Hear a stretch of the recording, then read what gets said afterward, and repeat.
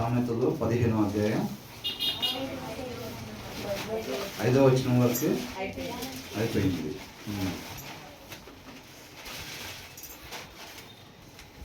6వ వచనం, నీతిమంతుని ఇల్లు గొప్ప ధననిధి, భక్తిహీనునికి తలుపు వచ్చుబడి శ్రమకు కారణం అంట. The house of the righteous contains great treasure అని అంటున్నారు. అంటే నీతిమంతుని గృహం అంటే ఎట్లా ఉంటుందంట? గొప్ప ధననిధి. అంటే ఏం ధననిధి?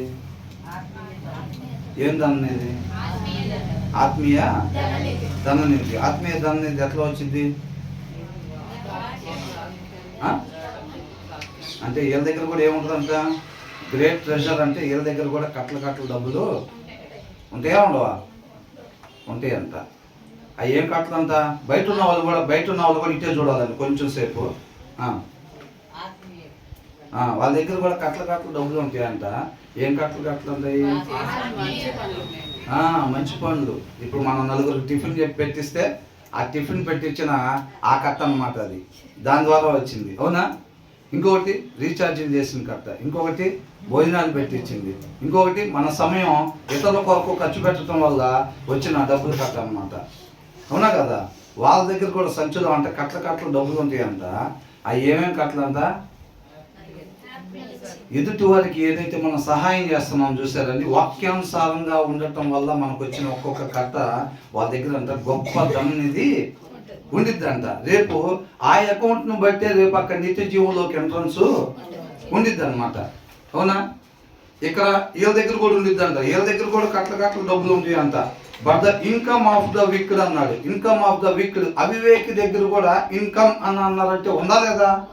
వాళ్ళ దగ్గర కూడా ఉంది. వాళ్ళ దగ్గర కూడా కట్టలు డబ్బులు ఉన్నాయి అంట. వీళ్ళ దగ్గర ఏం కట్టలు ఉన్నాయి? 100 రూపాయల నోటు కట్టలు, 500 రూపాయల నోటు కట్టలు, 2000 రూపాయల నోటు కట్టలు, ఇలాంటి కట్టలు ఉన్నాయి వీళ్ళ దగ్గర.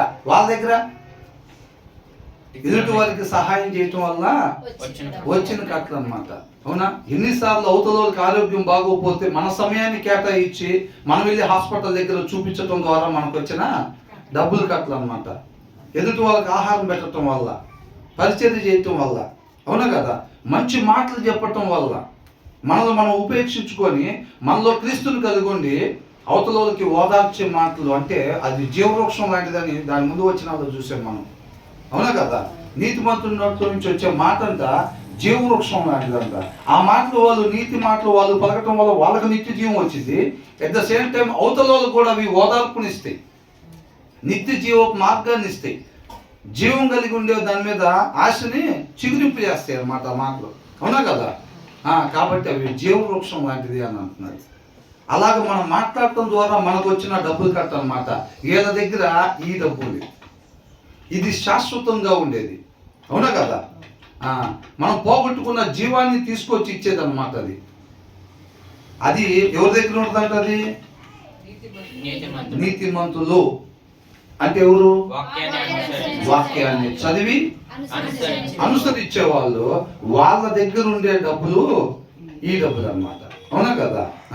వీళ్ళ దగ్గర ఏం డబ్బులు ఉంటాయి? ఆ డబ్బులు వాళ్ళ దగ్గర ఏదైతే కట్టలు ఉంటాయి కదా, వాళ్ళ చుట్టూ అనేక మంది అవసరతల్లో ఉన్నా సరే వీళ్ళు మాత్రం స్టాకు పెడతా ఉంటారు. 1,00,000, 2 లక్షలు, 5 లక్షలు, 50 లక్షలు అయినాయి, 1 కోటి, 5 కోట్లు, 10 కోట్లు. ఇక దానికి లిమిట్ ఎప్పుడు? తృప్తి ఎప్పుడు? ఏం లేదు. ప్రపంచ కోటీశ్వరుడు అయిన ఎలాన్ మస్క్ అడిగినా సరే ఎట్టి పరిస్థితులు ఈ సంవత్సరం ఇంత చేయాలని అంటాడు. ఇంకా, అవునా? ఇప్పుడు అడిగితే కాదు, ఇంకో గంటలో ప్రాణం పోయిద్ది అన్నప్పుడు అడిగినా కానీ ఇంకా కుదిరితే ఇంకా ఎంత చేయాలి పిల్లలకి, అవునా కదా? వీళ్ళు దాచుకునే ఆస్తి ఏం తీసుకొచ్చిద్దంట? But the income of the wicked brings ruin అని అంటున్నాడు. అంటే నాశనాన్ని తీసుకొచ్చిద్దంట అది. వాళ్ళ దగ్గర ఉండే డబ్బు. ఇప్పుడు but the income of the wicked అంటే అవివేకి. అవివేకి అంటే హృదయంలో వాక్యం లేనివాడు. హృదయంలో వాక్యం లేనివాడి దగ్గరికి డబ్బు వస్తే ఏం చేస్తాడు? మంచి పనులు చేస్తాడా? కల్తీ వ్యాపారం చేయడానికి ఇంకెట్లా చేయొచ్చు? ఇక 4 బ్రాంచ్లు ఎట్ట పెట్టవచ్చు, 4 బెనామీల్ని తయారు చేసి 4 వ్యాపారాలు ఎట్ట పెట్టవచ్చు. హృదయంలో వాక్యం లేని వాడి దగ్గరికి డబ్బు వస్తే ఏమైందండి? అవునా? 4గురికి మేలు చేద్దాం, అక్కడెక్కడ చదివేంద్రాలు పెడదాం, ఫుట్పాత్ మీద వాళ్ళకి రగ్గులు పెడదాము, 10 మంది పేదవాళ్ళని పిలిచి భోజనాలు పెడదాం, ఇట్లాంటి ఆలోచనలు వస్తాయా? హృదయంలో వాక్యం లేనివాడు ఏమొస్తాయి? కల్తీ వ్యాపారం. ఒక్క దగ్గర ఒక్క షాప్ ఉండి మనకు కల్తీ చేస్తేనే ఇంత లాభం వస్తుందంటే ఇయే 4 బ్రాంచీలు పెట్టామనుకో ఇంకెలా ఉంటది? 10 బ్రాంచీలు పెట్టాలి, ఇంకా 100 బ్రాంచీలు. లలితా చూడండి వాహనం అడిగినా సరే ఇంకా పెట్టాలి. ఇంకా చాలా సిటీలు మిగిలిపోయి ఉన్నాయి. బహుశా నా తరంలో అన్ని కాకపోవచ్చు, మా పిల్లోడు ఆ బాధ్యత తీసుకోవాలంటాడు. అవునా? పిల్లోడు ఎవరో ఒకరు ఉంటారు కదా, మిగతా వాళ్ళు నేను ఏదన్నా కొన్ని వదిలిపెట్టి వెళ్తే కొన్ని సిటీలు వాళ్ళు దాన్ని ఫుల్ఫిల్ చేయాలని వాళ్ళు అనుకుంటా ఉంటారు. అట్లా ఉంటుంది. కుదిరితే నేను టిఫిన్ చేయాలి విత్ అవకాడో. ఏంటంట? With avocado. ఎందుకంటే నేను ఆరోగ్యం బాగుండాలి. కుదిరితే మా పిల్లలు కూడా విత్ అవకాడోనే. ఇంకా కుదిరితే వాళ్ళ పిల్లలు, అవునా కదా, వాళ్ళు ఇచ్చే ఆస్తి అది. అదే మనమేమి మాట్లాడిన ఆస్తి నన్నుగా మీరు తెలుసుకొని, నన్నుగా మీరు తెలుసుకోవటం ఒక ఆస్తి మీకు. అది ఆ ఆస్తిని ఎవరికి ఇవ్వాలంట? మీ పిల్లలకి ఆస్తి శాశ్వతమైంది. అవునా? ఇంకా తర్వాత ఏమంటున్నాడు? మీ పిల్లలకి వాళ్ళ పిల్లలకి నువ్వు ఇవ్వాల్సిన ఆస్తి అంటున్నారు. వీళ్ళు ఇచ్చే ఆస్తి ఏంటంట? విత్తావకాడు ఆస్తి ఇచ్చేది. అవునా కదా? అదేం తీసుకొచ్చిందంట? నాశనాన్ని తీసుకొచ్చి. మన చుట్టూ అనేక మంది అవసరతల్లో ఉన్న మన దగ్గర అంత డబ్బు ఎట్లా పోగైద్దండి? అవసరతల్లో ఉన్న వాళ్ళ వైపు మన కన్ను దృష్టి పోకపోతే. అవునా కదా? మనం వెతకాలి. వెతికి ఎవరెవరైతే అవసరతల్లో ఉన్నారో మన దగ్గర ఉన్న సమృద్ధిని బట్టి వాళ్ళకి సహాయం చేసేవారుగా ఉండాలి. మనం ఏదో 2వ ఫ్లోర్లో 3వ ఫ్లోర్లో ఇల్లు తీసుకొని మన దగ్గరికి ఎవరు వచ్చి సహాయం అడగలేదుగా కాబట్టి మనం దాచుకుందాం అని అంటే అది కరెక్టేనా? కాదు. కాబట్టి వచ్చేది చాలా మంది అంటారు డబ్బు సంపాదించడం తప్పు కాదు, డబ్బు మీద వ్యామోహం ఉండటం తప్పు అంట. ఏంటంటే డబ్బు మీద వ్యామోహం ఉండటం సార్కి అసలు వ్యామోహం లేకపోయినానే కట్ల వస్తుంది. మరి ఎట్లా వస్తున్నాయి? వ్యామోహం మాత్రం అసలు లేదు. అకౌంట్లో చూస్తే దండిగా ఉంటాయి. ఎట్లా? అది వేరు ఇది వేరు అని అనుకుంటారు. అవునా? వ్యామోహం కాకుండా అసలు గ్యాదర్ చేస్తారా? లేదు. మనకు అవసరానికి మించి ఎప్పుడైతే మన దగ్గరికి వచ్చిందో దాన్ని మనం ఎవరైతే అవసరతల్లో ఉన్నారో వాళ్ళని వెతికి మనం చేసేవారుగా ఉంటారు. ఇప్పుడు దావీదు దాచుకోవటానికి ప్లేస్ లేదా? అందుకనే దానం చేశాడా? ప్లేస్ ఉండి కూడా ఏం చేశాడు? ఎవరెవరైతే అవసరతల్లో ఉన్నారో వాళ్ళని వెతుక్కొని మరి. ఇప్పుడు అబ్రహాం పాడైపోయిందని గుమ్మలో కూర్చొని ఎవరైనా వస్తే బాగుంది వాళ్ళకి ఇచ్చేసేద్దాం, ఇది ఎట్లా పాడైపోయింది ఇప్పుడు అనుకున్నాడా? దానికోసం దానం చేశాడా? ఎవరన్నా వస్తే మీరు గమనించినట్టయితే ఎవరన్నా వస్తేనంట అప్పటికప్పుడు ఒక చక్కటి గొర్రెనో లేకపోతే దేన్నో అప్పుడు బలిచ్చి వాళ్ళకి వేడివేడిగా వండి పెట్టేవాడు అంట. ఆల్రెడీ వండి మేము 2-3 పూటలు తిన్నాము, ఇక అది వేస్ట్ అయితే దాని పోయి వాళ్ళకి ఇస్తే బాగుండే వాళ్ళు గుమ్మాల్లో కూర్చోవాలా. వాళ్ళు ఎప్పుడు వచ్చినా సరే అప్పుడు ఫ్రెష్గా కట్ చేసి ఇచ్చేవాళ్ళు. అంటే వాళ్ళ ఆలోచన ఏంటి? వాళ్ళ ఆశ ఏంటి? నాకు తినంగా అబ్రహాం దగ్గర అనేకం ఉంది. అవునా కదా? ఆయన దగ్గర ఉన్న సమృద్ధిని బట్టి గుమ్మాల్లో కూర్చొని ఎత్తుక్కున్నాడు ఆయన. ఎవరెవరికి సహాయం చేయాలి, ఎవరెవరు అవసరతలో ఉన్నారని. బాటసార్లే కదా అవసరతలో ఉండేది. వాళ్ళ సొంత ఇల్లు ఉండవు, ఎక్కడికో ప్రయాణం చేయడానికి వెళ్తారు. మధ్యలో ఈ ఊరు దగ్గరికి వచ్చారు, హాల్టింగ్ నైట్ అక్కడ స్టే చేసి పొద్దున్న మళ్ళీ ప్రయాణం కొనసాగించాలి. అంటే వాళ్ళు అవసరతలో ఉన్నారా లేదా? వాళ్ళకి తెలిసిన వాళ్ళు ఎవరు ఉంటారు అక్కడ? అందరికీ తెలిసిన వాళ్ళు ఉండకపోవచ్చు కదా. కాబట్టి వాళ్ళకి ఆహారం, చక్కటి ఆతిథ్యము, వాళ్ళకి ఒక రూమ్ కేటాయించి వాళ్ళు మార్నింగ్ వెళ్ళిపోయినంత వరకు కూడా వాళ్ళ బాగోగులో చూడటం అన్నమాట. దానివల్ల ఒక డబ్బుల కట్టని అబ్రహాం సంపాదించుకుంటా ఉన్నారు. అట్లాగా అనేక కట్టలు వీళ్ళు కూడా సంపాదించుకుంటా ఉంటారు అన్నమాట. అవునా? మరి ఈ వచనం ద్వారా మనం ఏ డబ్బులు సంపాదించుకోవాలంట? అవివేకి సంపాదించుకునే డబ్బులా? మనమైనా అంతే. మన హృదయంలో వాక్యం లేకుండా మన దగ్గరికి డబ్బులు వచ్చినాయి అంటే మాత్రం మనం పెట్టే పెట్టుబడులన్నీ అట్టే దారి చేస్తాయి, మన ఆలోచనలన్నీ అట్టే దారి చేస్తాయి. అర్థమవుతుందండి? అవసరం లేని, అవసరానికి మించినవి అలాంటి వాటన్నింటినీ చేయకపోతాం అన్నమాట. హృదయంలో వాక్యం లేకుండా మన దగ్గర దాని డబ్బులు వస్తాయి. కాబట్టి ఎనీ టైం మన హృదయంలో వాక్యాన్ని పెట్టుకోవాలి. అప్పుడు మనం డబ్బులు వచ్చినా ఎలా ఖర్చు పెట్టాలో మన హృదయంలో ఉన్న దేవుడే, వాక్యమే దేవుడే ఉన్నాడు కదా, ఆ దేవుడే దాన్ని ఎలాగ ఉపయోగించాలి అనే దానికి ప్రేరేపణ ఇస్తూ ఉంటాడు. మన ఆలోచనలకి, మన హృదయానికి తలంపులు కావాలిగా. వాక్యం ఉంటుంది. ఏది పడుతుంది కావాలంటే ఏంటి? ఎవరిని పడితే రాణిస్తారా? రానిరు. ఆ కాలనీలో ఉండే వాళ్ళనే రాణిస్తారు. ఆ హృదయంలో ఉండాల్సింది మంచే కాబట్టి ఏది మాత్రమే చేయాలో అది మాత్రమే చేసేటట్టుగా ఆ హృదయంలో ఉన్న వాక్యమై ఉన్న దేవుడు నడిపిస్తాడు అన్నమాట. అవునా కదా? కాబట్టి నిత్యం మన హృదయంలో వాక్యం కలిగి ఉండాలి. నీతిమంతుల దగ్గర ఉండే ధననిధి మన దగ్గర ఉండాలంటే ఫస్ట్ మనం ఎలా ఉండాలంట? నీతిమంతులుగా ఉండాలి. నీతిమంతులుగా లేకుండా నా దగ్గర ఆ ధననిధి ఉండాలి, వాళ్ళకి సహాయం చేసే ధననిధి ఉండాలి, నా సమయాన్ని ఇతరుల కొరకు ఖర్చు పెట్టే ధననిధి ఉండాలి, నా ఆరోగ్యం ఇతరుల కొరకు ఖర్చు పెట్టే ధననిధి ఉండాలి అని ఆశపడితే అది ఆత్మీయ సోమరులుగా ఉన్నట్టు. అవునా? నీతిమంతులుగా ఉండాలంటే ఒక గంట సేపు కూర్చొని వాక్యం చదవాలి, మన టైం ఇన్వెస్ట్ చేయాలి అక్కడ. అవునా కదా? చదివి దాని ద్వారా జ్ఞాన వివేకాన్ని మనం పొందుకున్నప్పుడు ఆ వాక్యం చదివేటప్పుడు ఏమిటంటే మనిషి ఏ రీతిగా మాత్రమే ఉండాలో దాంట్లో తెలియపరచబడతా ఉండిద్ది. ఆ రీతిగా ఉండాలనే ఆశ కలిగిద్ది. అది మన వల్ల కాదు అనేది తెలుసుకొని ఆయన్ని ఆశ్రయిస్తాం అన్నమాట. అవునా? ఆయన చిత్తానుసారంగా ఎవరైతే ఆశపడతారో వాళ్ళని తృప్తిపరిచే దేవుడు కాబట్టి తప్పనిసరిగా వాక్యాన్ని అనుసరించేటట్టుగా ఆయన చేస్తాడు. దప్పిగా ఉన్న వాళ్ళలా ఉండాలంట ఆయన చిత్తాన్ని నెరవేర్చే దానికోసం ఎనీ టైం. అలా ఉంటే బైబిల్ అల్మర్లో ఎక్కువసేపు ఉంటుందా?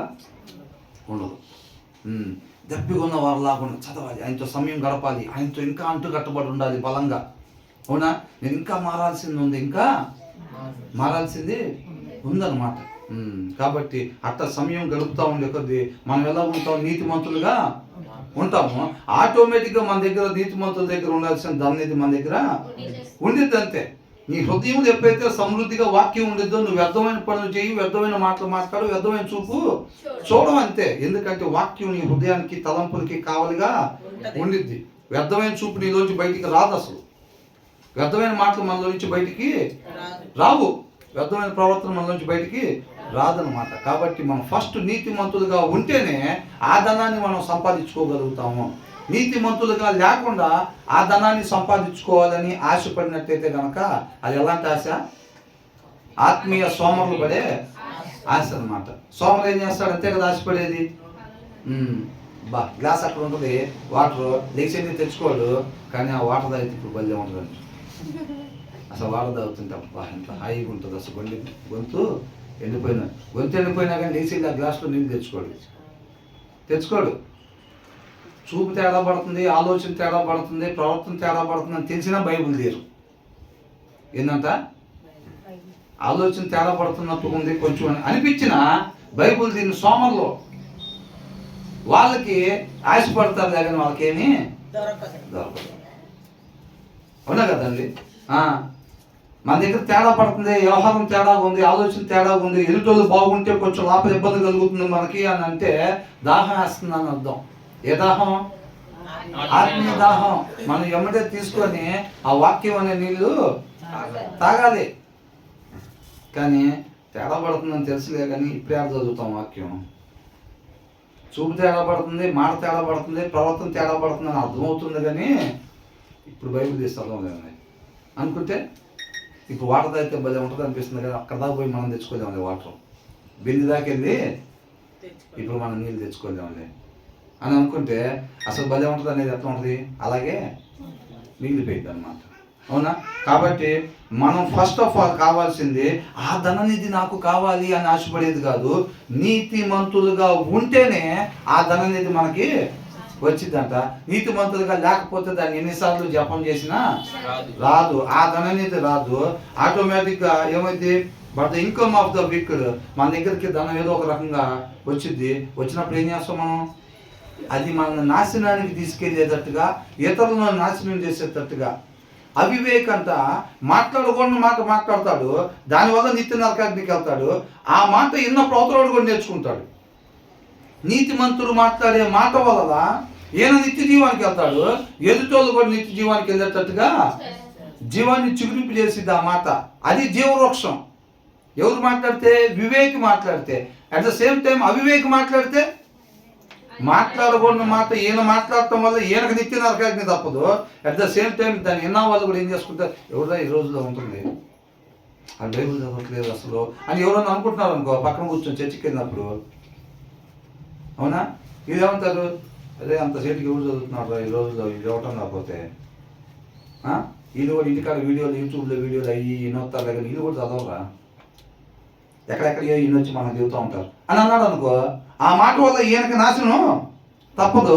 అట్ ద సేమ్ టైం విన్నవాళ్ళలో కూడా ఏమైంది, జీవం చిగురింపు చేసిద్దా, లేకపోతే అది ఏమైంది, ఆ జీవాన్ని మనం చూసాం కదా, నలిపి క్రష్ ద స్పిరిట్ అని అంటున్నాడు. అవునా, క్రషస్ ద స్పిరిట్ అని అంటే అవతల జీవాన్ని కూడా నలిపేసింది. దానివల్ల ఈయన ఆత్మను నలిపేసుకొని వాళ్ళ ఆత్మను కూడా నలిపేసే మాట అన్నమాట. అది అర్థమవుతుందా? నీతిమంతులు మాట్లాడేది జీవవృక్షం అయితే వీళ్ళు మాట్లాడేది నిత్య నాశనానికి తీసుకెళ్ళిద్ది అనమాట. కాబట్టి మనం ఏ ధనం సంపాదించుకుంటున్నాం అనేది జాగ్రత్తగా చెక్ చేసుకోవాలంటున్నాడు. ఏ ధనం సంపాదించుకోండి కాదు, మనం అనుకున్నాం కదా మొన్న, ఆ మాట అయితే మాత్రం హృదయంలో నుంచి పోనించుకోబాకండి. ఏ మాట? మన చుట్టూ అందరూ ఈ డబ్బుల్నే, ఈ ధననిధినే సంపాదించుకునే వాళ్ళు ఉండరు. అర్థమైందా? ఏమనుకున్నాం? యేసయ్య నీతిగా తండ్రి మాట ప్రకారం ఎక్కడ జీవించాడు? పరలోకంలోనా? పరలోకంలో మొత్తం అట్లాగే ఉంటుంది. వాళ్ళ మధ్యలో ఏం కూడా అట్లుంటే ఏం గొప్ప ఏమి కాదు. ఎక్కడ ఉండే వాళ్ళందరూ ఎవరు? ఇక్కడ లోకాధికారులు ఉంటారు. లోకం అంటే ఉండకూడని విధానం, అవునా కదా? అక్కడ ఉండాల్సిన రీతిగా ఆయన ఉన్నాడు. ఇక్కడ ఏమైతుందంటే మనం కూడా నీతిమంతుల్లాగా ఉండి ఆ నిధే సంపాదించుకోవాలి అని అనుకుంటాం. కానీ మన చుట్టూ ఎవరిని పెడతాడు? అపవాది. మన చుట్టూ అవివేకులు ఉంటారు, అవివేకి సంపాదన సంపాదించుకుంటూ ఉంటారు. అర్థమైందా? యువతలో ఒక ఆయన నీతిమంతుడుగా ఉండి ఆయన నీతి సంపాదన అంటే అదే ఇతరులకి సహాయం చేయటం వల్ల వచ్చిన సంపాదన సంపాదించుకుంటా ఉండి, నువ్వు ఇటు చూసినా అట్లాగే ఉండి, ముందుకు చూసినా అట్లాగే సంపాదించుకుంటే, వెనకాలైన చూసినా అట్లాగే సంపాదించుకుంటే, ఆ ప్లేస్లో నువ్వు నేను ఉంటాం గొప్ప ఏమి కాదు.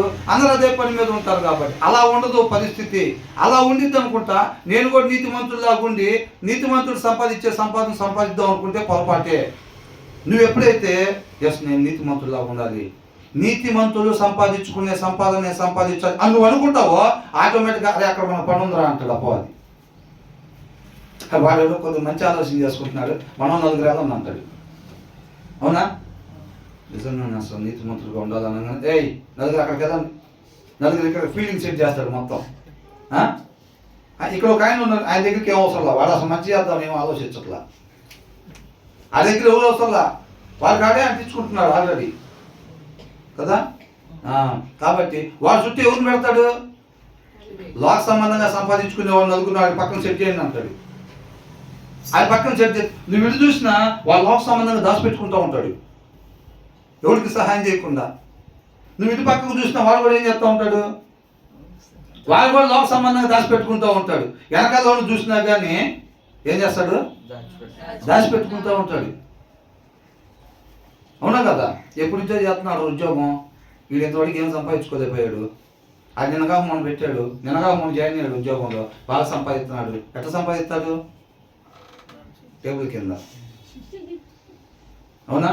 వీడు ఎప్పుడో పెట్టాడు వ్యాపారం, సంవత్సరం అవుతుంది వ్యాపారం పెట్టి వీడేం సంపాదించి 3 నెలల క్రితం ఒక పెట్టాడు అదే వ్యాపారం. వాడు పెద్ద కారు కొన్నాడు. లంచాలు, కరప్షన్. అర్థమవుతుందా? వాళ్ళ కారు మార్చుకొని 3 నెలల క్రితం వ్యాపారం పెట్టినాడు, మన ముందు తిరుగుతూ ఉంటాడు. ఆ ప్లేసులో అయినా సరే నువ్వు నీతిమంతుడిగా ఉంటా, నీతిమంతుని సంపాదనే అట్లా ఉండాలి. మనం మైండ్లో మెంటల్గా ప్రిపేర్ అయిపోవాలి. మన హృదయంలో అది రాసి ఉండాలి. ఏమని? నేను నీతిమంతుడిగా ఉండాలి, నీతిమంతుడి సంపాదన నేను సంపాదించాలి. ఎప్పుడు? నా చుట్టూ మాత్రం అవివేకులే ఉంటారు, వాళ్ళు లోక సంబంధమైన సంపాదనే సంపాదిస్తూ ఉంటారు. అయినా సరే నేను నీతిమంతుడిగా ఉండి నీతిమంతుడు సంపాదించే సంపాదన నేను సంపాదించాలి అని చెప్పి తీర్మానం తీసుకోవాలి. అది అప్పుడు మనం ప్రిపేర్ అయినప్పుడు మనం ఆటోమేటిక్గా నీతిమంతుడుగా ఉంటా, నీతిమంతుడు సంపాదిస్తుంటే అది చూస్తే వాడు చూస్తే 500 కట్టలు 100 కట్టలు ఇవన్నీ దాచిపెట్టుకుంటూ ఉంటాడు. మనం ఏం కట్టలు దాచిపెడుతున్నాం? ఇతరులకు సహాయం చేయటం వల్ల వచ్చే డబ్బులు కట్టలు మనం సంపాదిస్తూ ఉంటాం. నువ్వు వాడు తిరిగినప్పుడు వాళ్ళు 500 రూపాయల నోటు కట్టలు సంచులో చూసినప్పుడు నువ్వు అవ్వక్కవు. ఎందుకని? మనం ఆల్రెడీ మెంటల్గా ప్రిపేర్ అయి ఉంటాం. వాళ్ళు అయ్యే దాచిపెట్టుకుంటారని తెలుసు, అయినా సరే మనం అవి దాచిపెట్టుకోకూడదు, మనం ఇవి దాచిపెట్టాలి. కుడి పక్కకు చూస్తే వీళ్ళు కూడా అయ్యే దాచిపెట్టుకుంటూ ఉంటారు. మేడల మీద మేడలో వేస్తూ ఉంటారు, కార్ల మీద కార్లు మారుస్తూ ఉంటారు. అయినా మనం మాత్రం అది మనం తీర్మానం అట్లా తీసుకోవాలి. చుట్టూ ఉండే పరిస్థితులను బట్టి మనం ఏమి ఆలోచించకుండా నేను మాత్రం నీతిమంతుడుగా ఉండాలి, నీతిమంతుడు సంపాదించే సంపాదన సంపాదించాలి అని అనుకుంటే నువ్వు ఇంటికి పోయేసరికి పరిస్థితి ఏమనుకున్నావు? మనం చెప్పినట్టుగా అందరూ లోక సమానమైన సంపాదించుకుంటూ ఉంటారు. నువ్వు ముందే మెంటల్గా ప్రిపేర్ అవ్వకపోవటం వల్ల ఏమవుతుందంటే చర్చిలో ఏదో ఒకసేపు వాక్యం ఉండేసరికి అట్లా మెస్మరైజ్ అయినట్టుగా అయిపోయాంలే, కానీ ఆ సంపాదన కాదురా ఈ సంపాదనే సంపాదించుకోవాలనుకుంటారు. ఎందుకని? వాడిని చూస్తే వీళ్ళు చూస్తే ముందు వాళ్ళు చూస్తే అందరూ ఆ డబ్బులే సంపాదిస్తున్నారు. మనం తీసుకున్న తీర్మానం ఏమైపోయింది? దాన్ని బాగొట్టాం. సరే ఇప్పుడు కాదులే, కానీ ఆ సంపాదన సంగతి తర్వాత చూద్దాం అనుకుంటాం. రేపు నుంచి చేద్దాం, ఇవాటికి మాత్రం కత్తి కలుపుదాం అనుకుంటారు. అంతేనా? అట్లాగా మనం ఎప్పుడు దాకా ఉంటామో తెలుసా? చాలా మంది అనుకుంటారు 60 సంవత్సరాల తర్వాత పని అదేగా, పరిచర్యేగా, 60 సంవత్సరాల దాకా ఎరగీయద్దు. ఏంటంట? బైబిల్ చదవా, ఇతరుల కోసం సమయాన్ని ఖర్చు పెట్టవా అంటే ఇప్పుడేనా? ఇంకా 58 2 సంవత్సరాలు ఉందిగా. 60 తర్వాత అదే పని కాదు. 60 తర్వాత ఎవరు ఉద్యోగంలో పెట్టుకోరు, డబ్బులు సంపాదించుకోవడానికి కూడా. అప్పుడు దాకా వీళ్ళు లాక్కొని కట్ల లోపల దాచుకొని 60 తర్వాత అంట వీళ్ళు పోయి సహాయం చేస్తారంట, పరిచయం చేస్తారంట. బైబిల్ అసలు మామూలుగా చదువుతారంట. ఇలా తెలిసి 60 దాకా ఉంటారు, 60 తర్వాత ఉంటారని. మరి అది అవునా కదా? సౌలు అట్టాన్ని తెలివితేటలు దేవుడి దగ్గర చూపించి నశించిపోయాడు. ముందుగానే మనకు తెలియపరిచాడుగా. ఆయన కృపను బట్టి జాగ్రత్త పడాలి. మనం అట్లాంటి ఆలోచన పిచ్చి ఆలోచన మనం చేసుకోకూడదు. హృదయంలో వాక్యం ఉండే వాళ్ళకి తెలిసి ఆ జ్ఞానం ఉంటుంది అన్నమాట. హృదయంలో వాక్యం లేకపోతే దావీదు లాంటి వాడు కూడా ఏమనుకుంటాడు? నన్ను ఒక ఆయన చూస్తున్నాడు అనే ఆలోచన రాదు. ఎవరు చూడలేదు, సైలెంట్గా అనిపిస్తాం అనుకున్నాడు. ఎవరు చూడలేదు ఆయన్ని. మరి అంత ముందు దాకా ఆయన హృదయాన్ని చదువుకుని ఆయనకి ఎందుకు అర్థం లేదు? అది ఆయన హృదయంలో వాక్యం లేదు. ఒక ఆయన నన్ను నిత్యం చూస్తూ ఉంటాడు అన్న విషయం ఆయనకి లేదు, తెలియట్లేదు. కళ్ళు మూసుకుపోయింది. ఆయన దగ్గర ఆ జ్ఞానం లేదు. ఆ టైంలో ఎవరు చూడలేదు, అందరూ మేనేజ్ చేస్తున్నాను అనుకుంటున్నాడు అంతే. అవునా కదా? మరలా నాతాన్ ద్వారా ఆయన మాటను ఎప్పుడైతే దావీదు హృదయంలో పంపించాడో అప్పుడు అంటున్నాడు, నేను పాపం చేశాను అంటున్నాడు.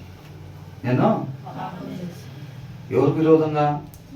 ఊరియాకి విరోధంగానా? యెషబాకి విరోధంగానా? ఎవరికి విరోధంగా? నీకే విరోధంగా నేను పాపం చేశాను అన్నాడు. అప్పుడు కనపడతాను ఇక్కడ. అప్పుడు ఆ మాట ఎప్పుడైతే హృదయంలో పోయిందో, దేవుడు మాట్లాడగా నాతను ఏం మాట్లాడతాడు? ఏది పడితే అది మాట్లాడతాడా? దేవుడి మాట మాత్రమే మాట్లాడతాడు. ఆ మాట ఎప్పుడైతే దావీదు హృదయంలోకి పోయిందో ఎమ్మటే తప్పుని ఒప్పుకున్నాడు, పాపాన్ని ఒప్పుకున్నాడు అన్నమాట. ఆ జ్ఞానం ఆయనకు అప్పుడు వచ్చింది, ఆ మాట హృదయంలో పోయిందో. ఉన్నా కదా? కాబట్టి మనం చుట్టూ పరిస్థితులు మాత్రం లోక సంబంధమైనదే సంపాదించుకుంటూ ఉంటారు. అయినా సరే మనం నీతిమంతులుగానే ఉండాలి. లోకస్తులుగానే చుట్టూ ఉన్న వాళ్ళు జీవిస్తూ ఉంటారు. వాళ్ళు బతుకుకు మన ఇంటి దగ్గరికి వస్తూ ఉంటారు. ఎప్పుడు రానోళ్ళు కూడా వచ్చి పలకరీయటం, మాట్లాడటం ఇవన్నీ జరుగుతూ ఉంటాయి. ఎందుకు జరుగుతున్నాయి? ఒక నలుగురు నాకు పక్కన పెట్టండి అన్నారు కదా, వాళ్ళ నలుగురు డ్యూటీ అది. హృదయంలో వాక్యం లేకుండా వచ్చి మన దగ్గరికి రావటం, మనల్ని ఆర్పే ప్రయత్నం చేయటం ఇవన్నీ జరుగుతూ ఉంటాయి. అవునా? కాకపోతే మన హృదయంలో వాక్యం ఉందనుకోండి, నీ కుడి పక్కన 1000 మంది పడిపోయినా, నీ హృదయంలో వాక్యం లేకపోతే నీ కుడి పక్కన 10,000 మంది పడినా, ఎడం పక్కన 1000 మంది పడినా పడకపోయినా నువ్వు మాత్రం పడిపోతావు అంతే. అవునా కదా? మన హృదయంలో వాక్యం లేకపోతే ఇటు పక్కన వాళ్ళు పడాల్సిన అవసరం లేదు, ఇటు పక్కన వాళ్ళు పడాల్సిన అవసరం లేదు, మనం మాత్రం నిలబడం అంతే. అవునా కదా? నీ హృదయంలో నా హృదయంలో వాక్యం ఉంటేనంట, నీ పక్కన దగ్గర నుంచి అవతల 10,000 మంది పడినా, ఇటు పక్క నుంచి 1000 మంది పడినా కానీ అపాయం నీ దగ్గరికి రాదు. ఎందుకు రాదు? మన బలం అట్లాంటిదా? మనం నిలబడే స్ట్రెంత్ అట్లాంటిదా? హార్లిక్స్ తాగుతున్నాం కదా, మరి దేనికి? ఆయన. అవునా? ఆయన తోడుగా ఉండటం వల్ల నిన్ను ఎవరు ముట్టలేరు అని అంటున్నాడు. అది ఆయనగా మనం తెలుసుకోవాలి. కాబట్టి లోకంలో పరిస్థితులు అలాగుంటాయి, అయినా సరే మనం ఇలాగా ఉండాలి. అది చెప్పుకున్నంత తేలిక కాదండి, చెప్పుకున్నంత తేలిక కాదు. నేను చెబుతున్నాను నుంచొని బాగానే ఉంది. మీరు కూడా ఏమంటున్నారు, మన చుట్టూ ఉండే వాళ్ళంతా లోక సంబంధమైన వాళ్ళే ఉంటారు, వాళ్ళు లోక సంబంధమైన ఆస్తి సంపాదిస్తూ ఉంటారు, కానీ మనం మాత్రం ఎలా ఉండాలి అనగానే అందరూ చెబుతున్నారు. కానీ చెప్పినంత తేలిక కాదు. చెప్పే నాకైనా వినే మీకైనా చెప్పినంత తేలిక కాదు. అర్థమైందండి? పోతీఫర్ అని అంటే రాజు తర్వాత, అవునా? రాజు తర్వాత అతని భార్య అంటే ఎలా ఉంటుంది? అందం ఉండిద్దా లేదా? అలాంటి ఆమంట ఎవరు లేని టైంలో యేసేపు దగ్గరికి వస్తే ఏం చేశాడు? పారిపోయాడా లేదా? అనుకోవటం ఎవరైనా అనుకుంటారు నేను కూడా అట్లా వస్తే పారిపోతానని. నేను కూడా అట్లా వస్తే పారిపోతాను, కానీ సీన్లో ఎదురైన తర్వాత కాళ్ళు ఒరిగిపోతాయి. అర్థమైందా?